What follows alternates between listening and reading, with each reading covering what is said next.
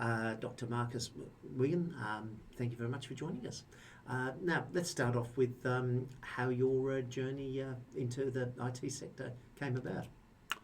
Well, I started by doing a undergraduate physics degree at Oxford, and when I finished, I thought,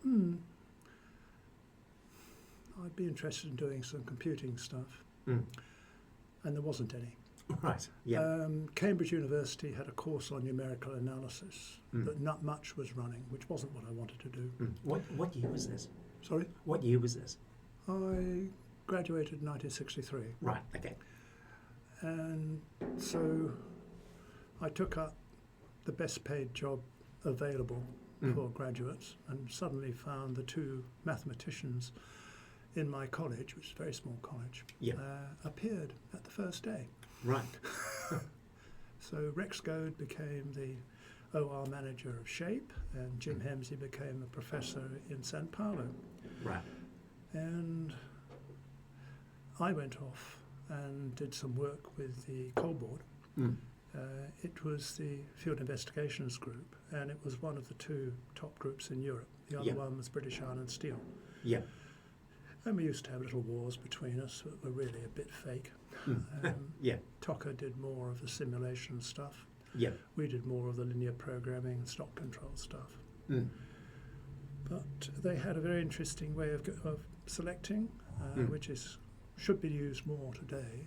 Yeah. It was putting a whole pile of people in the room and giving them some problems and seeing how they handled it. Both how they handled the dynamics, etc. Yeah. And as an organisational psychologist, I now applaud them.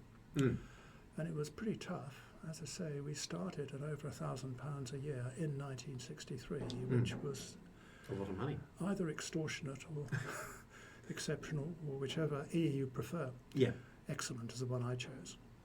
And I was put to work with a female manager. It didn't bother me, but it was unusual. Yeah. Mary Middleton ended up as one of the first senior lecturers at London Business School. And one of my, the stroke of my college eight ended up as one of their other first staff. Right. So the connections with business were very early. Yeah.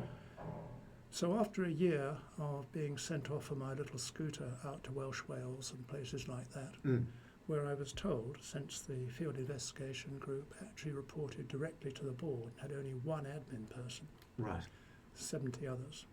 Right. It was singularly hard. And they were creating operational research, basically. 6 of the people there became the first professors in the UK. Right. So I was in where we were all learning. Yes. So what did I do? Well, the first thing they sent me off to do was to go away and check out some stock control programs on an Elliott 003 written in Algol at 3 a.m. because that's how it worked those days. Right. And it was quite fun. But then they discovered there were some big anomalies. The really expensive stuff like transformers and calendars cables didn't seem to be following the model much. Right. So I was sent out to Welsh Wales to go and find out. Yeah. And the way they did that was very interesting. I had to introduce myself to the billion-dollar manager who managed the colliery because I represented headquarters. Right. He would say, yes, well, go and do it. It was a very short interview. Right. And then I went down to the stock control people into the store. And they said, what are you doing here? I said, I'm supposed to help. Okay. So for a week, I worked as a supernumerary in the stock control. Right. Because we already knew, no matter how high-powered the people were, go and find out what the operatives were doing, actually doing. Yeah. And then it went for a second week, and then I ran out of time and had to go back. And they said, are you going back, are you, Mark? Well, 10B is playing Bridge End. Right. Now, 10B playing Bridge End is a name to conjure with in rugby. Yeah. And so, needless to say, I put it off. And so, sitting in the rain, squelching around in the mud, watching these huge gentlemen pounding each other into the dirt, when they stopped for a little while to say hi to each other and drink orange juice for real, the head of the store said, well, Mark, what were you really here for? Right. So I told him. we can't find out what's happening to the calendars, cables and transformers. Mm. Don't worry, Mark. They were stolen long ago. Right. So I Yeah. got on my little bit scooter and drove back to London, Yeah. put in stolen long ago Mm. in appropriate code into the algol, Yeah. and everything worked. Right. Mary Middleton, my boss, said, how'd it go? And I said, it's all working. Mhm. Mm. Right. As you can see, I had a very interesting and very good introduction to responsibility, management, execution, and discretion in reporting, Right. and Yeah. also an introduction to Elliott 803 algol. Right. Mm. So that was okay. And then, quite unexpected, I was actually doing a little work on linear programming and so on. Mm. Working for the coal board at that time, we were spending a vast majority of our time trying to find ways of saving lives of people with back lung disease. Right. And the rest was actually trying to improve optimization of production. So the very beginning of linear programming, Yeah. the very, very beginning, we were doing it and writing the code. Okay. Right. And I got to know Ailsa Land of the Land and Doig algorithm during that period, just informally. But then I got a letter out of the blue, Mm. and it said, Dear Marcus, we have a full bursary for a place in the nuclear physics department as an internal PhD student working based in Harwell. Would you like to? So I thought for approximately 2 milliseconds and said yes. Mm. So in August, we bailed everything up, put our luggage, which fitted into 1/4 of the sidecar of the Velocetum sidecar that was Okay. our transport, Yeah.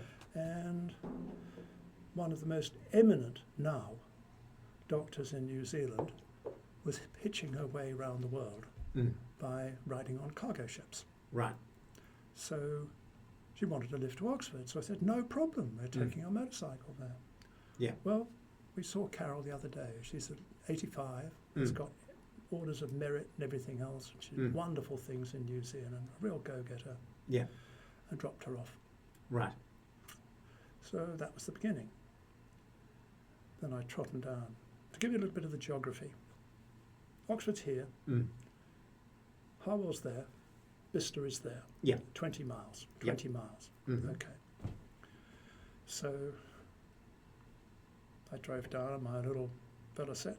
Yeah. Quite big Velocette. Mm. And off we went. And I met my supervisor, a delightful guy called Neil Jarvis, who later became the deputy director of the Jet Taurus, Right. and started my work. Mm. And the first thing I discovered was that we hadn't got much logic, so using zero crossing tunnel diodes, we had a whole room like this to do all the logic for Right. analysing the beams. Yeah. And then it was pushed out to a printout scaler, and we tuned it, by the way, by lengths of cable, Right. because that's how you timed it and got it synchronized. Yeah. Mm. So, you know, it was a real hands-on exercise. Yeah, I can And imagine. then after we took the tapes off the printout scaler down to the 1401, which prepared it into punch cards, and then it went down to the IBM stretch at Aldermaston. Right. The IBM stretch was claimed by IBM, as IBM always does, as the best and fastest and most beautiful in Right. the world, Yeah. the best Fortran compiler. I'm afraid that one of my colleagues, Chris Pyle, didn't agree and wrote a Fortran compiler called S3, Mm. which was something like 8 times as fast, Yeah. had variable arrays, and lots of other good stuff. Mm. So I wrote a lot of Fortran, Yeah. and it worked fine. But the advantage of being in a place like Harwell is that when I wanted some optimization routines, Mm. I just walked round the corner to Mike Powell, who wrote the Powell, Fletcher, Davidon algorithms. Mm. And Mike said, oh, you'd like to try this? Yeah. So the optimization from the Powell, Fletcher, Davidon famous name, I was one of the testers. Right. Oh. And Stretch worked a lot better with Chris Pyle's S3 compiler, I assure you. Yeah. And the theoretician was also at Harwell. Mm. So, you know, got to know him okay. But after the first year, what I was supposed to be doing, I had a polarized proton target. What we were trying to do was to get a little crystal, get it down to about 1 degree, and put a 10 kilogauss magnet on it, and then pump it at the right frequency with nuclear magnetic resonance, and then put the beam at it, which was polarized. Yeah. And then it would go bing, bing, bing, and we had to analyse that. So they couldn't get the polarized proton target to chill. Wouldn't work. Right. So my job was to make it work, which I did. It was really hard. I had a look, did a back of an envelope calculation and said, there's not enough area on the target to transfer the heat. Right. So I made it bigger. It all worked. Right. I also had to do a quantum physics course at the same time at Oxford. These days that would be called a master's. It was certainly the standard. Yeah. But it was then called an advanced subject in nuclear physics. And so I was getting quite a good exposure. But then Neil disappeared. Oh, okay. Now, in 1965, which is when he went to Lawrence Livermore. Ah, in California, right. Which, if you won't remember the fact, but communications then, by phone or anything else, were tenuous. In fact, non-existent. Yeah. So after the first year, they gave me a temporary placeholder supervisor, whom I flicked off very quickly, being an arrogant grad student like so many are, because he didn't seem to know what he was doing in the solid state physics, which I had to deal with. And somehow, assistant experimental officer found himself working to me, so we worked together. Yeah. Nobody told me I was running the group. Oh, okay. I just did it. And then, and things went quite well. And then they had a NATO fellow. And the NATO fellow had got his doctorate in nuclear physics, and he was trying to avoid going onto a French nuclear submarine. Right. So he managed to get the allocation to Harwell for a year. So he was allocated to me. Again, being super dense at that stage, I didn't realise I was running a group. And then Philippe, when he was recharging the liquid hydrogen target, liquid hydrogen, if you've got much in the air and you've got a spang on your shirt, there's a really nasty explosion. Right. It's not very safe. Yeah. Yeah. And so there was a little bang because he hadn't done the clearance procedure I told him. So it had to be reported. Yeah. Now, when you're at a place like Harwell, which was arguably the equal top with Serpukhov and Livermore, and they really were. It appears. Then the guy at the top of the division is a long way up. Yeah. A very long way up. So Basil called me up. He said, Marcus, Philippe had a hydrogen explosion. Now, how did you manage that? I said, Basil, I'm the research student. He said, yes, I know that. How are you going to manage that? Right. And I still didn't get the message I was running a group. Yeah. You would not believe how slow I was. And then I wanted to do some machining. And the union head was actually the cyclotron operator. Right. So what happened then? Oh, I couldn't do that. Demarcation. Yeah. And just after 5 o'clock, Russ came down and said, okay, Mark, what did you want to know? And everybody else had gone. Right. So I got another lesson about union exchanges. So this kind of proceeded for a bit, and I did a couple of other things. But what it did is get me, when I needed to do some solid state physics work to find out why things were working the way they were, is I did what you always did there. You walked around Harwell, around the hangar, and you found an expert in solid state physics about to get his higher doctorate who needed another paper. Right. So I said, hey, Jack, would you like to do this one? So I went along, arranged for another 3 weeks on the cyclotron. You can see how stupid I was. I was running the team, and I didn't realise what was going on. I just asked them, they gave it to me. I thought, yeah, well, of course. Yeah. And yes, we did get a publication out of it. Right. And a junior, the big joke about Australia is that the the junior that they pulled in to do some stuff at only 70 degrees Kelvin wasn't even a grad student. He was still working on beginning of his PhD. I met him here. He was the professor of physics at La Trobe. Oh, okay. And I said, hi, yes, my junior paper added to my... Yeah. What? This didn't go down well. By the way, there is at least one person who's got the CV there who wasn't impressed by that summary. Right. So you can leave it anonymous if you so desire. So basically, what I'd done, I also had to design a new cryostat, so I went off and got all that done and designed it and published it and did some special work on that. So I ended up with about 3 or 4 papers before I finished in different subjects. Again, nobody told me I was doing well. They just said, fine, yes, well, we'll pay for you to go down there to give the paper in France. Yeah. There's a great story there I'm not going to tell you. Well, no, I'm not going to tell you. Okay. So how did you find yourself in Australia? Well, that's some years down the track. See, I finished my PhD and I found myself, because I had imposter syndrome of a type I've rarely seen. In retrospect, I don't know anybody who's had it as bad, which is why I didn't understand I was running a team, of course. Right, yeah. So I'd gone off to find myself a job, so I thought, I can't survive with all these big brains here in physics. Good God. Yeah. So I went and got myself a job at the British Transport and Road Research Laboratory.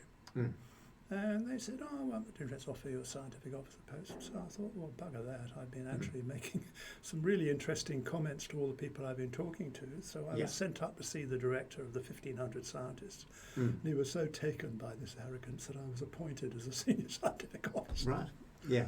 And a little bit later, when they actually bought a computer, he actually came down and apologised to me for not getting the one that I recommended. Oh, okay, right. So you're beginning to see that I had some form. Yeah. And I wrote the first transport planning program that really dealt with dynamic movements and things and pricing accurately. It was provably accurate, environmental impact, all sorts of stuff, in 1968. Right. And then we were asked to deliver some results very quickly to the government. So I said, okay, we can, and the 2 guys I had with me by then, we did. But to do this, I had to write some virtual memory stuff, so that I had 4 or 5 images sitting on every disk. Right. I took over absolutely everything. I kicked out the monitor in the control panel. Yeah. You name it, everything was running to make it work. Right. Because I'd written some dynamic modular stuff. And it all worked. And at 3 o'clock in the morning, because we were very welcome to the operators, because same rules as the others. Yeah, we got on with them fine. They knew what we were doing. The division head, which was 4 levels above me, arrived at 3 o'clock one morning and read the riot act as being in the computer room, etc. Yeah. And I got away with it. Right. In the end, of course, offline, he said, for God's sake, don't get caught again. Right. So you're beginning to see where my computing came from. Yeah, right. I wrote a virtual memory system in Fortran to write dynamic modular models to dynamically build a whole range of models without writing any new code in 1970. I tested it the other day, it all works. Same Fortran. Yeah. So you can see where I'm coming from. So I was the first promoted principal scientist in the youngest one done in the Ministry of Transport. Yeah. And as a small aside, they have never paid me for my pension that was contributory, 1/3 contributory for those last 3 years. Yeah. I am still fighting. Right. I do not give up lightly. Yeah. Yes. Ever. And so, after 2.5 years, I thought, well, I'd like to work on freight. And as it happened, the Greater London Council. Do you know anything about the Greater London Council? A little bit. Yeah. When I was a principal there, Yeah. which was roughly equivalent to a first assistant secretary outside, Yeah. in pay and everything else, and responsibility and administration of research and negotiation. Yeah. So very well paid too. Mm. Our financial budget was equal to the 36th biggest GDP on the planet. Sure. Yeah. Mm. There were 500 people at my level, and there needed to be. Yeah. And it was the best organisation I've ever worked for. Okay. Right. They gave us 8 weeks leave. Mm. We never used it. Mm. But the chief planning architect went off and he did the design of Ridyard Right. as a break, Okay. Yeah. so that he could do that stuff. Mm. That was Yeah. really what the 8 week was about. Yeah. Mm. It was brilliant. And Mm. I had one of the world's worst managers, very devious soul, real Right. bastard. Yeah. And the bit that I loved best was 25 years later, we had a GLC get together of all the planning and transport and all the other people. Mm. And I was talking to the then head, brilliant guy, he'd got an OM or something, I mean, he was really good. Yeah. We all loved him, David Bayliss. Mm.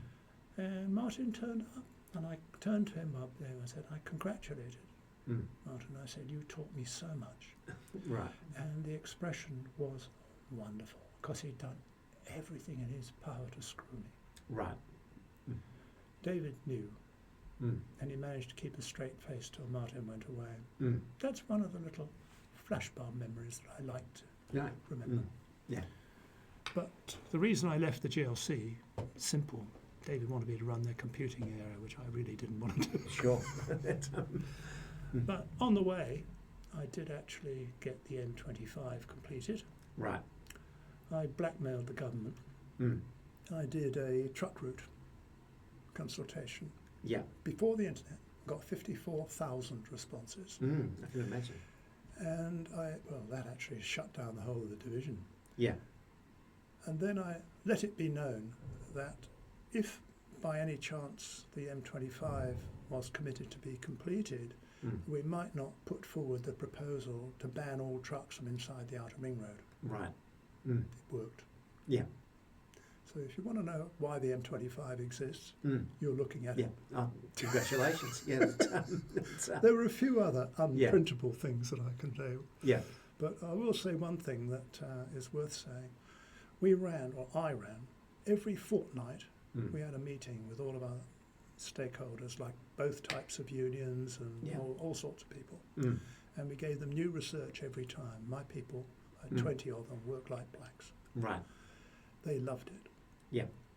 To give you an idea of how successful it was, one of the unions, when we were working on Ro-Ro, which is one of the techniques for taking ships along, we were moving the docks. That was one of my responsibilities, was setting it up when they got moved out. Yeah. And so that was another of the rather big deal things I had Yeah. to do. Incidentally, I'll mention that later. But they gave me for a year, full-time, their best person on that technology. Yeah. They were so pleased with the way it was being done. Yeah. And including them. Mm.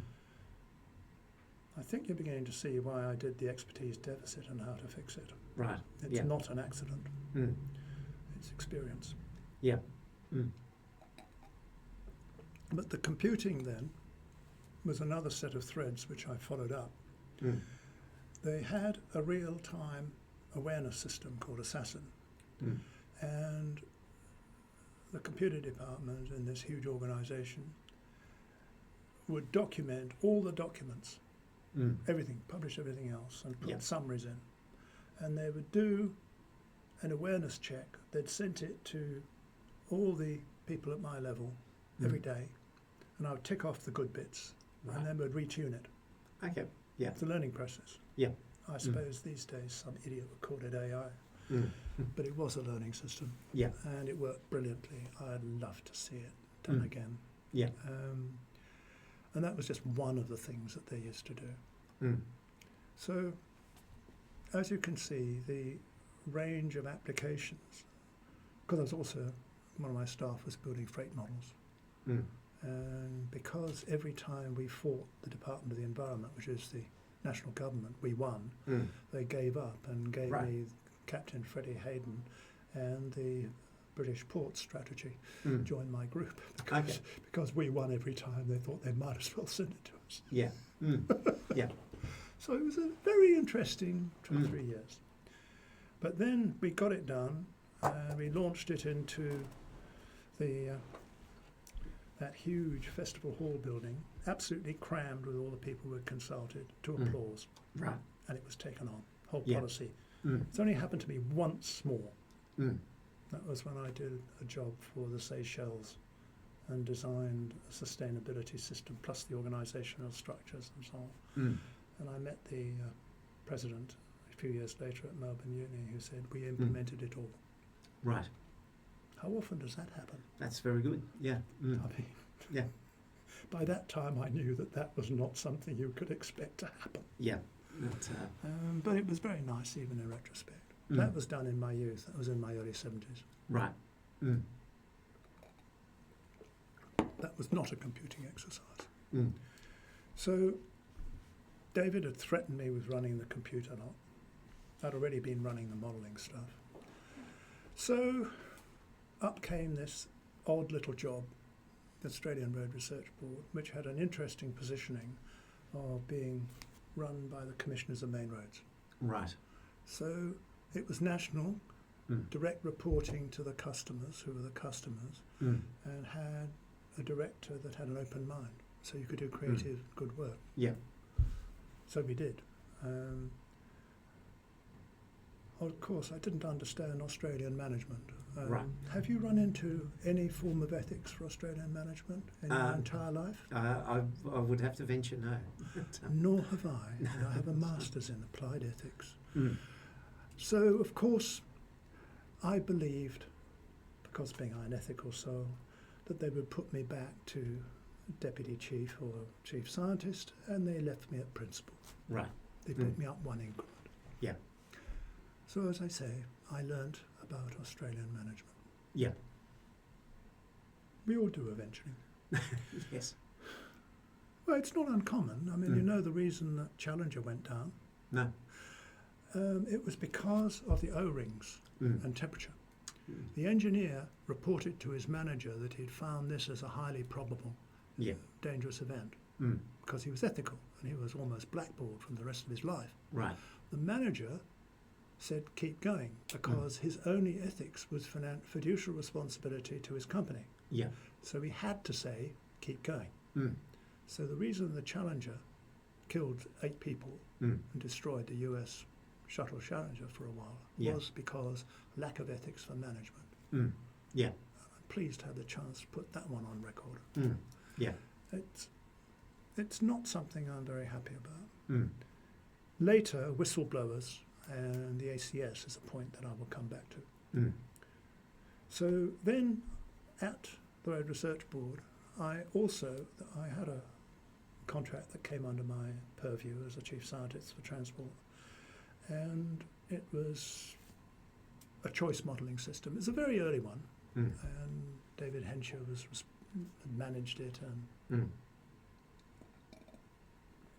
it was Jim Crittle's PhD, and Les Johnson, who's still a professor at Swinburne now, I think, Yeah. that did it. It was a nice piece of work. Mm. So I had to decide what we did with it. This, remember, was 1976. Right. I don't make any claims to inventing open source, Mm. but I defined it as available under the following conditions. No charge. Mm-hmm. You cannot charge for it. Yeah. Any improvements or modifications you must feed back. Mm. I believe those are open source conditions. Right. I could make a quiet but not very loud claim to having invented open source. Right. Mm. And sadly, what happens to open source we all know. So I'm not going to name the guy, who's now incredibly senior in the UK, who did a few modifications, never fed them back, and charged £600 a pop in the late 70s Mm. for every copy. Right. I'm going to tell him that I knew all about it Mm. next time I'm in Britain. Yeah. I think it's cooled off enough. Mm. But it Right. would have destroyed his reputation if Yeah. I let it known. Mm. But it achieved the other objective that B-Logit program got an incredibly wide distribution and brought the Road Research Board's name, because we sponsored it, into good repute. So that was my first step in computing there, very first one. Yeah. I also did some work and designed some equilibrium transport models, so I did that. So I just wrote the code. So, but I continued to keep on top of it. I have a very strong interest in archiving, so I also worked out how to archive onto microfiche, but tested it to be of a quality that could be OCR'd by checking it out on microscopes. Oh, okay, right. I did it up to full standards, and I checked every one, and McParren Bird, who was doing it, loved it because they loved doing high quality work, and when I QA'd it, they could tell their managers that it was being QA'd. Right. The quality was so good, and this was done in the late 70s. Okay. By the way, I also recovered every document the Road Research Board had in archives, which they'd almost lost. They were all, and I made an archive. They've got it for real. Right. The new version, ARB-TR, is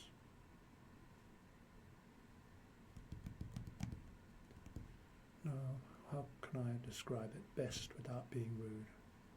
You know the reputation PricewaterhouseCoopers has recently generated? Absolutely, yes. Fine, now why does that come to mind? That's the new version of ARB-TR. Right. And they have a knowledge base they're paid to put up, and it's all online. I talked to the librarian. She said, yes, your microfiche was so good, we did OCR them, and that's what's up online. Oh, okay, right. 40 years later. Yeah. That's I literally, know. yeah. That's, and they're charging a lot of money for that. No, they're not. Okay. It's free. It's paid for by the government because it's a knowledge base. It's the ARRB, the real ARRB history is all up there. Right. Because I made sure of it. Yeah. But there are quite a few documents there which they wouldn't approve. So I invented another series which I shoved out anyway. Some of them are still being referenced internationally. But I had a wonderful way of dealing with it. We had a printer, a real printer. Right. Didn't use a computer. Really? Yeah. No computer. Yeah. Anyway, I went to go to Dave Hetherington, and something that I'd written that I thought would probably not get through the deputy director, I'd give it to Dave. And if he said, hey, that's good, Mark, that meant it being written sufficiently clearly that they didn't think there was any substance. And so I sent it straight off to an international journal and it would get published. Yeah. I've been associate editor of several major journals. Yeah. At the same time, I was still a member of the British Computer Society, of course. Yeah. Then I joined the ACS at about then. Yeah. But that was in the early 1980s, I think. And I was doing expert systems and other AI tools and things like that. So there are a number of publications that are in the ACS's records, which are automated decision making, AI applied, and expert systems and roads and other things in the 1980s. The first publication that I did it into international refereed literature was in Environment and Planning 3, which is the top journal in environment at the time. And I got the solicitor who reviewed stuff for the Department of Planning then, it was quite small, he and I collaborated on how to use expert systems effectively. Right. So it's the first automated decision-making paper I published. Still cited occasionally. Yeah. 2 years later, I was commissioned to write another paper, only it was a monograph for a consortium of Swedish and other European engineering bodies. They wanted a monograph on knowledge-based systems, so I gave them one. Yeah. Sold about 1,500 copies. Okay, yeah. Quite well regarded. Steve Groshnik, who was an adjunct professor of computing at Swinburne, same time I was there on the same thing, reviewed it the other day, and he knows what he's doing, and he's really modern. He said, it's fine. Very good representation in the years.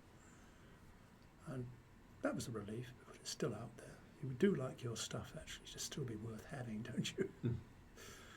But that had all the prologues and Lisps and expert systems and tools and all the rest of it. But At about 1980, early 1980s, I was looking at prologues and things like that because I have a bad habit of looking at different subjects and then synergizing it into everything. Probably you worked that out from looking at my profile. Yeah. But I was looking at prologues and so on because I was actually a member of the AAAI in the US, Right. keeping track on this stuff. And people started bringing me up from the States and France and Britain saying, look, we can't find anybody who can spell the word prologue or Lisp or anything else. Could you please handle it for us? So I registered Oxford Systematics, which became an unincorporated agent. Right. So in the evenings, I would do this stuff. So I ended up by advising Saro. Actually got me an interview for head of division at one point. Okay. Yeah. Later on. That was the group that actually wrote the first expert system, which was actually delivered as an Australian standard. They don't know about it anymore. It's called the Windloader. Oh, sorry, yeah. It's called the Windloader. Right. And it was written in Crystal, which is one of the expert systems that I decided was the best available. And I know exactly how many they sold because I got a fee for the run times. Yeah. I've got a letter proving it. Yeah. So that was done in the evenings, and it just kept my mind alive. Right. So I actually have that stuff now. So I've got a row of floppy disks that long, Right. and all the manuals, Yeah. which I'm about to do a flux reader of all the floppies, because some of them are locked. Right. But using a flux reader, of course, you can reproduce the images. So I'm using a grease weasel. So I do keep my fingers in it. Right. Yeah. So I've actually probably got the best collection of 1980s AI and related tools. Oh, okay. Right. And they're all working. I actually have the computers as well, because that's another sideline. Right. Okay. So that became... I actually gave a couple of papers, invited papers at Monash and the ACS conference on AI applied to some fields. I also did some image processing work, which was AI at the time. Yeah. And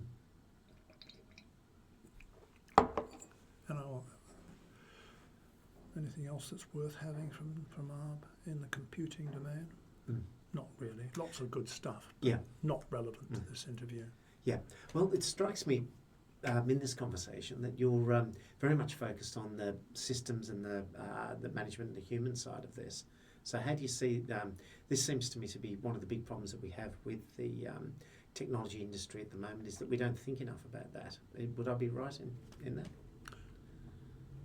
It's interesting you should give that view, because one of the side effects of my appalling imposter syndrome is apparent arrogance and inability to take opportunities are offered. Right. I'll give you 3 that I turned down without thinking about it. Preliminary interview for CSIRO at Hyatt for a head of division. That was the people I'd been helping there. They'd actually put my name forward. Yeah. 2 division heads for infrastructure for 2 regions of the world. Right. I was rung up after I'd been refereed. These were job offers. I turned them down instantly. Why was that? Total lack of confidence. Right. My judgment of my own work is more brutal than anybody else could possibly have. But there was a second reason. My daughter was 8, and I cannot think of a worse place to bring up a young woman in Washington. I know Washington. Right. Washington, It's D.C. appalling. Right. Well, that's where the World Bank is. Right. Okay. Yeah. I turned that down. I also turned down a fellowship at MIT. But the interesting thing is, let's go back to the physics stuff, because there was lots of computing going on then. Yep. I got this job at the British Road and Research Laboratory in mid of 1967. Yep. So what was I going to do when I left? So I set it up to start on 1st of October, and I was going to write the thesis in September. I didn't really cavil at ridiculous headlines, did I? Still, that's what I arranged. And then, being the head of the unit, which nobody told me, they told me, hey, Mark, we've got 3 weeks available on the cyclotron, which at the time, of course, was the most powerful accelerator in Britain. Right. So what would you do? Write a thesis or take the 3 weeks? No contest. Took the 3 weeks. And you know how the 3 weeks works? No. Well, you're on for 24 hours. You sleep for 6, come back, do 24 hours, and you trade it between you. Right. It is 24/7, 365. So we did it for 3 weeks. And actually the result of that work, which I also managed to analyse at the same time, is still being quoted. It became the definitive work on PP cross-section. Yeah. So it was worth doing. But here you are, Thursday night. Monday morning, you're supposed to start work in Crowthorne on a new job. Right. And you haven't written a thesis. What do you do? No photocopiers. No word processors. Sit up all night and write the thing. No, not acceptable. You've got to have 6 copies. Right. Okay. And it's got to be bound. Right. You fail. Okay. What I did Yeah. Okay. Yeah. was the KDF-9 at Nuffield College had been commissioned about 6 months before. And my wife, who lost the toss, is who did the PhD, and she was. God, I miss her. She was an order of magnitude brighter than I am. Right. She was quite amazing. And I only discovered how amazing 40 years after her death when somebody broke the Official Secrets Act to tell me what she'd really been doing. Oh, okay. Right. And it was staggering. Yeah. Quite staggering. Anyway, she was working as a research assistant, not being given credit for anything, as usual. Yeah. And she got the key to the KDF-9, and we locked ourselves in. I sat there with my little pen. Right. She sat at the flexowriter, typing it in. Yep. Out came the paper tape. Ran it out. I edited it. Out came the scissors. Right. We word processed it the hardest possible way. Sure. Yeah. 8 a.m. we had 6 complete printed copies. Oh, well done. Yeah. But you have to get it bound. Well, as it happened, when I was at Oxford, I did 2 things that perhaps you might not expect. I was a motorcyclist, so I was actually on the committee of the Oxford Ixion, a very old club, mainly because the Max Mosley, the famous member of the Oxford University Motor Drivers Club who did the Nazi salute, I couldn't stand any of them. Yeah. So I joined the club. Right. Why not? In fact, at one point, I actually helped start the 767 Motorcycle Racing Club, of which I became champion in 2 parts during the period that I was there. So that was one dimension. One of the other committee members was a printer. Right. And I explained my problems. He said, Mark, you get it to me at 8 a.m., arrive at 11:30. Yeah. You've got till 12 o'clock to drop it into the box. Right. I arrived at 11:30, got my boxes, dropped it into the box at 5 minutes to 12. Then I rushed off to the post office and sent a copy to my father, Right. who'd been cheated of his PhD by his supervisor in 1922. Ah, right. He was rapt. And then I thought, should I send a copy to my supervisor, who'd just come back from Lawrence Livermore apparently the day before? And I thought, oh, well, I think he might be interested. You'll notice that he hadn't looked at it, hadn't seen it, hadn't approved it. Right. Yeah. God. People really don't believe the story, but it's true. So I sent a copy to Neil. How long does it take normally for a PhD to get the PhD interviews, the Viva? No, I don't know. Well, if you tell them that it was about 12 days, 2 FRSs, Fellows of the Royal Society, one of them running the competing lab at Harwell, damn him, Alden Thrasher. And I turned up, and John looked over and he said, well, Mr. Wigan, and you know those crinkly, do you ever remember those gelatin things you had to put on? They were very thin and they were wiggly and they were the only way you could make a copy at all. Oh, yes, yes. Awful. Yeah. You had a pile that high. Well, it wasn't very many because they Yeah. were quite crinkly. Yeah. And he said, there'll be quite a few things we'll have to look at. Mm. I don't know how your brain works, but mine has an off switch. Right. It Yeah. went off. Yeah. Mm. And we had these two stellar minds sitting there trying to get this PhD to answer the simplest questions. In the end, in Yeah. desperation, one of them, I can't remember which, said, well, Mr. Wigan, what's the difference between a proton and a neutron? Mm. So I thought, isobaric spin. Thank you very much, Mr. Wigan. That would be all. Yeah. And I thought, well, that's it, you know. Yeah. So I went out and told my wife that, you know, You history. weren't confident. Yeah. Well, I mean, what do you think? Yeah. So we borrowed the nuclear physics van and drove down to Crowthorne, except that it broke a half shaft. Right. So I just managed to turn up in time on the Monday. Mm. As I said, less than 2 weeks later, I had my vivas. Right. Oh. Now, if you were examining somebody like that, what would you do? You'd bring up the supervisor and say, what's with this? Yeah. So they did. Mm. They rang up Neil and said, did he write the thesis? Mm. So Neil said, of course he wrote the bloody thesis. I'm carving it up for papers for nuclear physics now, journal now. Why? Oh, that's all right then. Yeah. So I actually got my permission to supplicate, which is actually, you've got it, mate. That's it. That's the official award. Yeah. On the 30th of October. Right. So. In 1 month. Right. Yeah. And I took it out 9 days later. Mm. So Yeah. the whole process Yeah. took less than 6 weeks. That's very impressive. Yeah. Mm. Well, I didn't know this, of course, because I was so disconnected. Yeah. Mm. 5 years later, no, 10 years later, they asked me, why didn't you take the tenure track professorship that we arranged for you at McGill in nuclear physics? I said, because you didn't bloody tell me. Right. Yeah. Mm. Oh, well, you got another job. Yeah. I didn't realise I should have said, well, I was so unconfident that I... Oh, right. Yeah. Mm.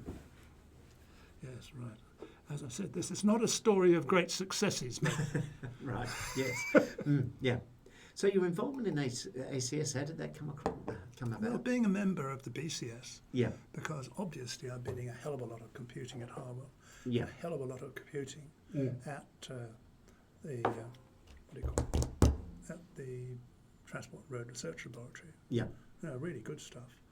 And then it was only 2 years at the GLC, and I did have staff building models and doing a lot of heavy duty stuff. Mm. Then I was asked to run computing for GLC after that, which I really didn't want to do. Sure. But I thought, you know, we can't have kids. My wife's got kidney failure. Mm. You know, let's see the world. You're right. This was 1976. Yeah. You don't get round the world lightly in 1976. So we hopped off to Australia, to the manager I told you that gave me my first taste of Australian management. Right. Yes. Did 100,000 miles in the first 6 months, establishing the position of the Road Research Board. And, you know, kept going. So it was about 3 or 4 years later that I got interested in Prologue. And so all that stuff, not the Lisp and other things, and Ops 5, all that stuff I was on top of. Yeah. But I've always been interested in early computers. Right. Because I was there at the time. So it's 1961, while I was still an undergraduate, was my first exposure to computing. It was Mercury Autocode. Right. It had such a bad effect on me that it put me off computing for about 3 years till I got to Harwell. Yeah. No, till I got to the National Code Board. Right. But I did not like it. The Mercury Autocode.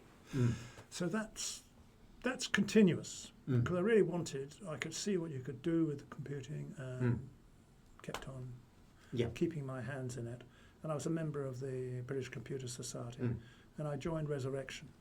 Do you know what Resurrection is? No, I don't. Resurrection was the society that the BCS developed to recover early computing knowledge and computing machines and things like that. Right. And Doran Swade was a member, Mm.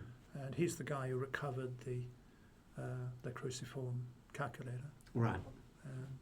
Also, he was the person who looked after that area of the British Museum, Right. the Science Museum. And Tilly is now was the next one, and I got invited there to be involved with the Turing launch. And she's now got a professorship in the area for the first time at Lancaster. I hope to see us. So, as you can see, those threads are all parallel. Yeah. But they're all running. And the ACS was fairly young at the time. I decided to join them because, and I let everything at the BCS, all my certified professional and all that stuff go, because I was a chartered engineer from civil engineering. Oh, that's worth a chuckle. The head of the Road Research Board, Max Lay, said, "You should be a member of the Institution of Engineers, Marcus. I mean, you are a senior officer here." I said, "And it's road engineering out there?" And I said, that kind of request doesn't give you options. No. So in the first year that I had been building transport models in the Transport and Road Research Laboratory, I had two very good people, which I'd picked, one of whom was a topologist mathematician whom I got going quite well, and the other one was a young civil engineer, very smart, ended up as the top director of one of the major consultancies. James Bamford is very good. Anyway, James wanted to get his associateship of Institute of Civil Engineers. Well, it's crusty. Right. So I wrote him all the things you have to do. And he'd been doing some beautiful work. Yeah. And he was given his associateship, and of course, he's gone on from there. However, I got a phone call. Phone calls weren't all that common at the time, saying, "Dr. Wigan, we've got a perfectly satisfactory report for Mr. Bamford on his transport computing area, which is fully satisfactory, but we can't find your name on our membership." Oh, right. Oh, okay. Right. In that case, what I'd better do is okay. Anyway, so I then do an application. So I was called up for interview, and the secretary of the Institute of Civil Engineers, I say crust could almost be measured visually, and he said, "Dr. Wigan, why should we make you a member?" And I said, "Oh, I'm here under a misapprehension. I'm here at your invitation." "Oh, well, oh, by the way, the professional interview, the professional examination that you'd like to do is being run now. Would you like me to go and do it?" Oh, face saver. I went straight in there. Right. I mean, anybody with an Oxford education, they just sailed straight through it. Right. Then, of course, I had no excuses, so I became a member of the Institute of Civil Engineers. Right. So when Max asked me to join the IEOST, I said, "Oh, well, if you don't think my background's satisfactory, I am currently a member." Yeah. I see. Same thing happened when I became a fellow of both institutions. Right. Okay. Yeah. I have actually been a professor of civil engineering. Yeah. But nevertheless, it was still, it's still a story the engineers don't like, but other people do. Right. Can't think why. Yeah. Yeah. I have never stopped having the deep computing application area. Yeah. So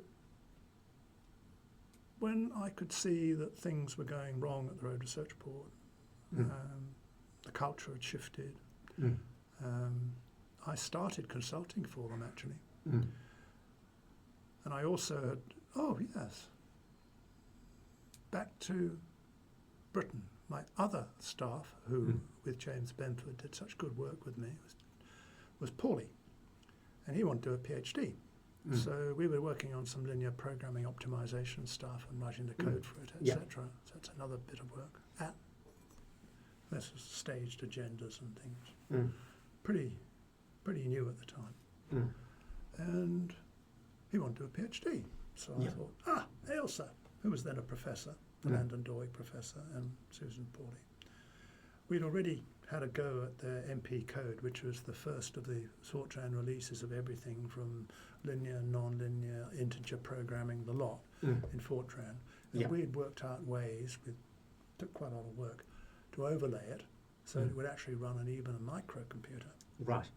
And so they put our names on the paper when it was published.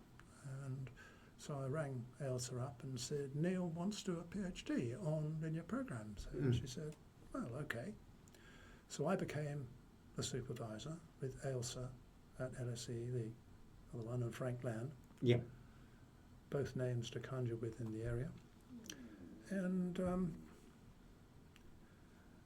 the Ministry of Transport hadn't had this kind of problem before, so they actually paid me £3.50 for doing it. Right. And gave me permission to do it. Yeah. I actually have one receipt from it. I couldn't believe it myself when I found it. Yeah. So that's another area of computing that I've continued to follow through. Yeah. So I thought that I'm trying to put it in order, but there's quite a lot. Right. It's all not quite linear. So I stayed a member of Resurrection, popping back the stack 3 times. Yeah. And until it became difficult to contribute. And I was a member of the Fortran group until only 10 years ago. Right. But I dropped the BCS membership and I got all the ACS stuff anyway.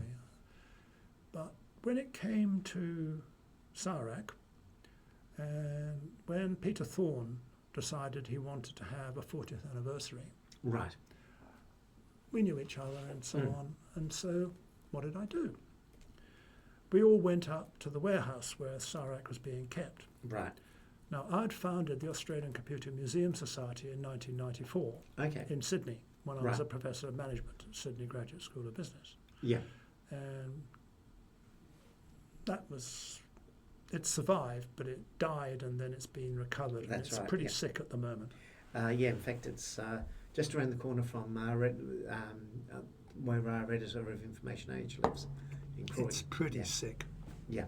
It's pretty sick at the moment. Adrian is lots of energy, but if he could manage a matchbox being put on a table, I'd be amazed. Right.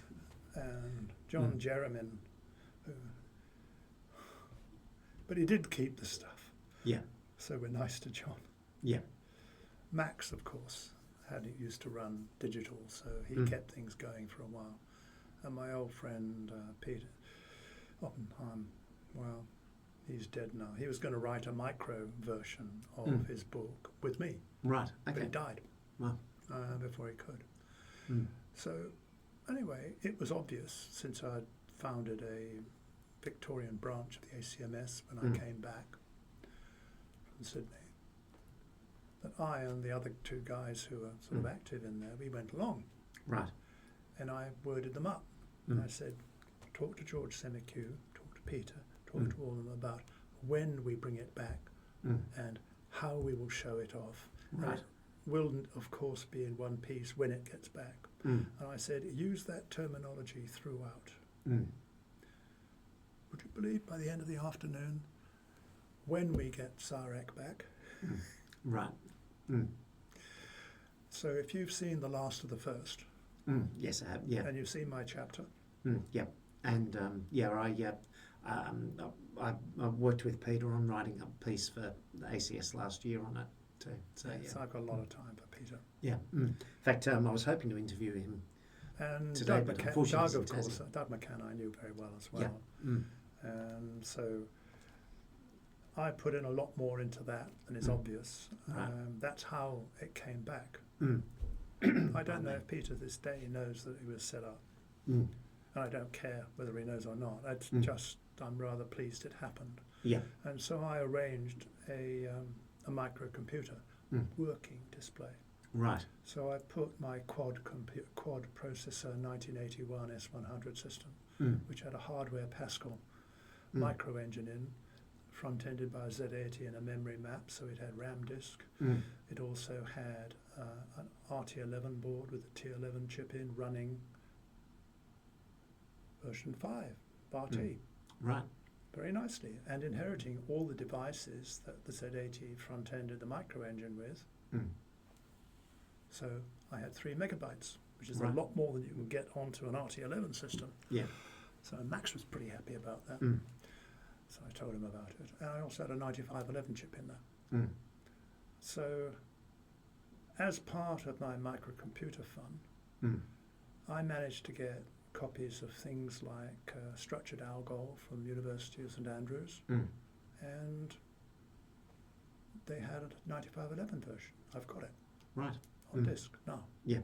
Mm. Did you know Gordon Eubanks wrote a version of eBasic with the floating 9511 support?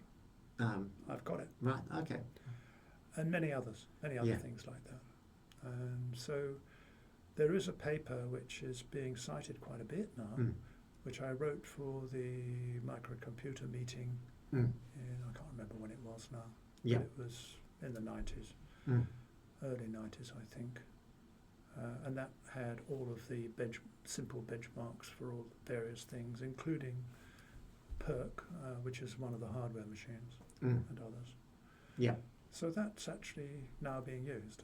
I've got enough to do another benchmark one on Lisp using the Gabriels and on Prolog as well, Mm. because I've got, I don't know, a dozen Prologs, Yeah. same number of Lisps, Lucid all the way through. So I just was putting together a library, Mm. an EndNote library of of the stuff I've got. Right. Mm. And every manual is in there, put into proper reference form, write Mm. down if there's a ISBN for it, or if there, Mm. everything I could get. I have all the software for it, so all the documentation of exactly what's on every floppy is in there as well. Yeah. And in some cases I scanned update information which wasn't available elsewhere. Mm. So it's somewhere between 4 and 6 gigabytes. Right. Oh, yeah. So quite a substantial library. Oh, it's not Yeah. trivial. Yeah. I Mm. tried to do it as a PhD by bringing the computers as well and Mm. getting some experiential work. But Yeah. when I went to the computer library at Computer Museum at Mm. Monash, you've never seen such hostility, Right. because I had working computers and could Yeah. absolutely flatten everything they'd got. Mm. And they were really aggressive. Oh, okay. I mean, seriously, really Yeah. aggressive. Mm. I was really taken aback. Mm. I've even got, by the way, I also got Jeff's first version of Einstein too. Mm. Right. Jeff Webb. Webb. Right. Yeah. I've been around a very long time. Right. Yeah. And Well- so that's another couple of things that go on there. So that's still in computing. Yeah. Mm. The next area is archiving systems in computing too. Mm. And I'm a member of the Australian Archive Society as Mm. well, though I don't put it up anywhere. Right. And I've currently been working on digital musicology. Mm. Yeah. So I've digitized 210 gigabytes of the original magnetic tapes Mm. for the Melbourne Festival. Right. And the 2025 deadline, when it won't be possible to get the combination of the tapes that work and the things to read it, has arrived. Right. And I still have it fully documented. Yeah. That thesis was done at Monash. Mm. I turned down a Doctor of Music for it. I didn't want to write the other 60,000 words. I'm sure. But I've got to tell you the story of how I succeeded in avoiding it. Mm. Because when I went for the proving meeting, Mm. Margaret Katomi, the senior professor, said, "You've done enough for the masters now, Marcus. This must be a D-Mars." I thought, do I really want to write all that? I've got other Yeah. things to do. Mm. So I said, "But Margaret, I've got a doctorate from the world top 1 or 2 university. Why would I want one from a regional?" Mm. The arse clenching was almost audible round the room. Yeah. And John Griffiths, who was the head of department at the time, Mm. and my supervisor, he said he managed to keep a straight face till he got out of the room. So he said, "Well, in that case, we won't have to proceed to that, will we?" Yeah. Mm. That's why I haven't got a second doctorate. Right. But it's had Mm. well over 1,000, maybe 2,000 downloads. It's Mm. still being downloaded every week since Yeah. 2017. Right. Mm. So that's another area. Yeah. Mm. And that archiving stuff is unique. It's the first time it's been done like that, fully documented. I've even got the recording rights, so the IP is okay, and I've got the manager's right issued by ARIA, so I can, and the stuff that Peter Wakely did, he's allocated the managerial rights to me after we documented his stuff too. Yeah. It's definitive. Mm. Would you believe that the state library, the universities, don't want to know? Oh, okay. Right. Yes, Mm. exactly. That's a shame. Mm. Not really. It's an example of the convergence. Mm. For example, I was doing in the department that included philosophy and philosophy of science, which is where I did my master's in applied ethics. Mm. I talked to Hans and said, I'd like to do a master's or whatever you think in all this. And he said, I'm afraid your computers aren't old enough. I only do stuff from 200 years old. Right. Yeah. Mm. So I went to Richard Gillespie, who was then the head of he was a senior executive in the Melbourne Museum, and he was very interested. He said, well, I think I could lay this. But then he got fired. I think he was doing too much. Yeah. Poor guy. Anyway, they took him on as an honorary in engineering to look after the guy who's now Zoran, I can't remember his name. He's the PVC for graduate now. He was very interested. So they got a bit of a Mac collection. And I said, but you haven't got any documentation as to what it's running, or which cards are in there. Yeah. Nobody, in other words, nobody interested in microcomputers would pay any attention. Yeah. And I was then at the time, I was an honorary fellow in the scholarship group, working with Gavin on 2 or 3 different archives, including those 2. Because I've kept maintaining this stuff. And so he said, I can't do that. No. It's all registered. And the valuations you put on, yes, it's valued. It's you have to do that. So I realised I went to HDMS, which the quite appalling bit of accent code, like most accent code, requires you to do that. Right. So he'd done it into HDMS. The idea of starting them up. What? Yeah. So the idea of an active computing base, which I'm still keen on, Right. it's gone. So Melbourne doesn't want to know. Yeah. The people responsible for digital, when I became an honorary fellow in the Conservatorium of Music, the professor responsible for digital for that area doesn't want to know either. Right. The head of archives doesn't want to know. Yeah. They can't handle it. It's unique. It sets precedents all over the place. So, what do I do? Big question. Yeah. No, easy really. I'm writing a Churchill Fellowship application at the moment, and John Griffiths is trying to get Crawford and the guys at the British Museum who do it there. Yeah. I actually did get my first wife's performances under Stravinsky, conducted by Stravinsky. Oh, okay. Yeah. We put off our marriage a month for that. And the recordings they held, I got. To do it, Yeah. you would not believe how much I had to do. I had to go to the Stravinsky Foundation. I had to go to, you name it. Yeah. So accessibility, 0.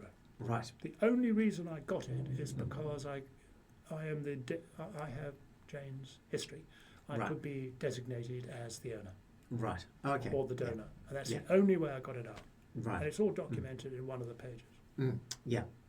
So there's also a 1,000-item database in that covers every person who's been involved and what they've done. As I say, it really was close to a PhD anyway. But I wanted to do it in a way that gave accessibility. So the Churchill Trust will be about accessibility to archives. Yeah. And that includes the microcomputer archive. I've got a next running a very recent version of BSD, the one from Black Hole. Yeah. Right. And I have 128K Mac. I have you name it. I've got my micro engine stuff. Yeah. I've got the original Ada codes. I've got a tape which has got GenSoft Ada on, which is actually micro engine Ada, GenSoft Ada, running in an emulator Right. of the hardware chip I have on my S100 computer. Oh, right. I've Okay. actually got the original certificate. Mm. So it's a really good, Yeah. genuine archival exercise. But I only want to do it if I can get people have hands-on. Mm. Every computer student just loves it. Yeah. I'm conscious that we are running out of time, aren't we? Well, It's, that's okay. Hello? Pretty close to it. Yeah. Because although I've maintained all this stuff and I've continued to keep involved, and as you are aware, I don't have to repeat any of the stuff on record. Leo Sterling and I tried to start the Computing Museum in Swinburne, but the problem is we couldn't make the room secure and it would all disappear. Sure. Yeah. And we were going to try on Telstra, so I gave up. So I didn't ask for a renewal of the IT one. But the people in social inquiry, because I've got quite a good reputation in privacy and surveillance and security as well, which is also computer based. Yeah. That's where my IEEE Right. affiliation comes from. Yeah. I've been an active member of Electronic Frontiers. I'm a life member of the Privacy Foundation. Yeah. And Roger Clark and I work together regularly. Yeah. So one of the other lives, which I think is probably the right time to close on, is if you look at IEEE Explore, you can do it without being able to sign in. You just go to IEEE Explore, Marcus Wigan, and if you actually press the button, you can actually show you the media as well and what the number of reads are. Yeah. I wrote the paper on the unexpected side effects of big data in an issue of IEEE Computer, which is arguably the top journal in computing. Yeah. And it's just missed out on 10,000 accesses, Yeah. which is one of the highest they've ever had. Yeah. Yeah. And it's still being cited regularly. There's also, if you look at my bpress site, which I do recommend because it was going to be killed in January, but I really pressed them at Sevier to keep it open. Yeah. I don't know if maybe other people did, it's still there. But it has a talk that I gave on the elderly and technology Right. in 2013, in which, when I gave a couple of examples, if you actually included us, if we fall with our smartphone, it should be able to call the right people, detect that it's done it, and do all the right things. Yeah, sure. It took Apple 8 more years to do it, and they were the first. Yeah. Second, a non-powered exoskeleton designed to allow elderly people not to fall and to get up steps. Right. Chris Mancy tried, he's the head of electronics and mechatronics at Norman. Chris tried, and he actually got someone to do it, but her husband couldn't be found a job, so the team didn't come. And you can get money for rehab. You cannot get it for elderly. Right. Yeah. So that still hasn't happened, but I'm still kicking Chris around the block. Right. And that's another of the themes. I'm very active in the technology and society aspects. Yeah. And I've been pushing for disintermediation issues to be treated more sensibly. Yeah. That's also in the expertise deficit book. Yeah. And there is a sad thing, and that is I set up a panel, well, it took about 20 seconds, to do interviews and checks of chatbots and websites. Yeah. To audit them and publish the results, which would be absolutely devastating. Yes, I can well imagine. And I wasn't going to bother unless I got a brand. Yeah. So I asked the obvious people, the two aged care people. Yeah. COTA and National Seniors.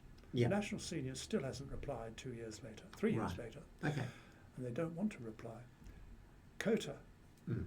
said, oh no, we wouldn't do such a thing. Oh, okay. Right. Basically have ghosted me ever since. Right. So I went to the Department of Ageing in Victoria, Mm. who said, oh, well, we've heard of something like that might come up from our new Independent Advisory Council. Mm. I said, all I want's your brand. Oh, we can't possibly do that. We can No. only brand things where we're actually paying for it. We have no money for a grant. Mm. Yeah. Yes, exactly. Mm. Yeah. So, of course, I applied for the Seniors Independent area. Right. And you've got some idea of my CV. You don't know about the stuff that isn't there. Oh, okay. Yeah. And there's a lot. Yeah. I wasn't interviewed. Oh. Now, I'm not complaining about not being appointed. Mm. That is a political decision. Yeah. But not being interviewed, Mm. mind-bending. Yeah.